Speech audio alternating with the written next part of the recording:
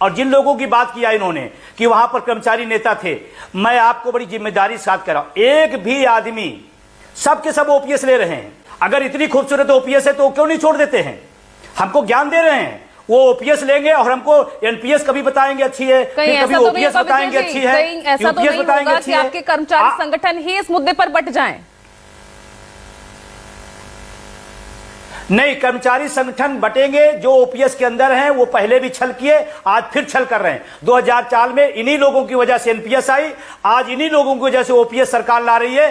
कर्मचारी इकट्ठा है, कर्मचारी तय कर रखा है, हमें चाहिए ओपीएस, हम उससे पीछे। और जो टेस्टिंग है, जो बेहतर है, जो सामाजिक सुरक्षा का पैमाना है, उससे आप भाग क्यों रहे हैं? अगर हमने 20 साल, 25 साल, 30 साल सेवाएं दी हैं तो सामाजिक सुरक्षा देने में आपको पीड़ा क्यों हो रही है? क्यों आप इधर से उधर खेल कर रहे हैं? 10%, 14%, 18%, और जो 18%, 18.5% देने की बात करी, इस देश के टैक्स पेयर का पैसा है, क्यों आप पैसा दे रहे हैं लोगों को? लेकिन जो आपके मंजीत सिंह पटेल है वो तो कह रहे हैं कि इससे बेटर तो एनपीएस है, वो तो ये कह रहे हैं इससे बेटर तो एनपीएस है। मैं कह रहा हूं कि सबसे बेहतर ओपीएस है, और इस देश का 1 करोड़ से ज्यादा एनपीएस में जो पीड़ित है वो ओपीएस के पक्ष में खड़ा है। आज भी लगातार लोगों को ट्वीट आ रहे हैं, only OPS, no NPS, no UPS. Manjeet Singh Patel, आप ही के यूनिफाइड पेंशन स्कीम के गजट ने सभी सरकारी कर्मचारियों की आशाओं पे पानी फेर दिया।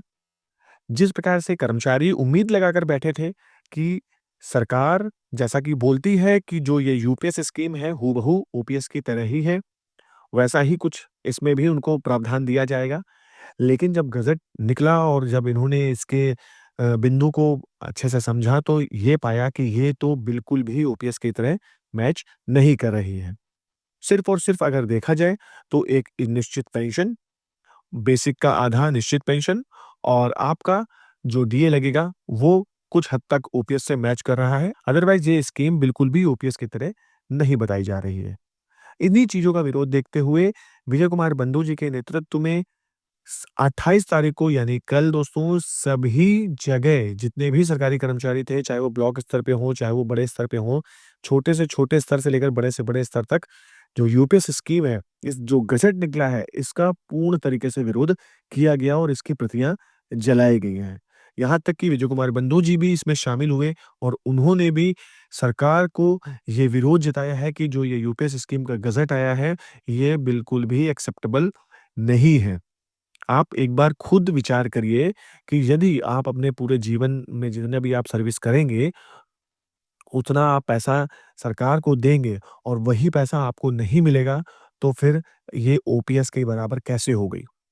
ओल्ड पेंशन स्कीम में किसी भी प्रकार का कोई इन्वेस्ट नहीं करना पड़ता है, लेकिन आप इसमें जब आप इन्वेस्ट कर रहे हैं और आपको वो पैसा भी आपको वापस नहीं दिया जाएगा, तो फिर ये किस प्रकार से ओपीएस के बराबर मानी गई? इन्हीं चीज़ों का विरोध विजय कुमार बंधु जी, कर्मचारी संगठन कंटिन्यूअसली कर रहे हैं और सरकार के समक्ष अपनी बात पहुंचाने का प्रयास कर रहे हैं कि सरकार इस पर किसी न किसी प्रकार का एक्शन ले और जो कमियां हैं इस स्कीम में, उसको पुनः विचार करने का प्रयास करें।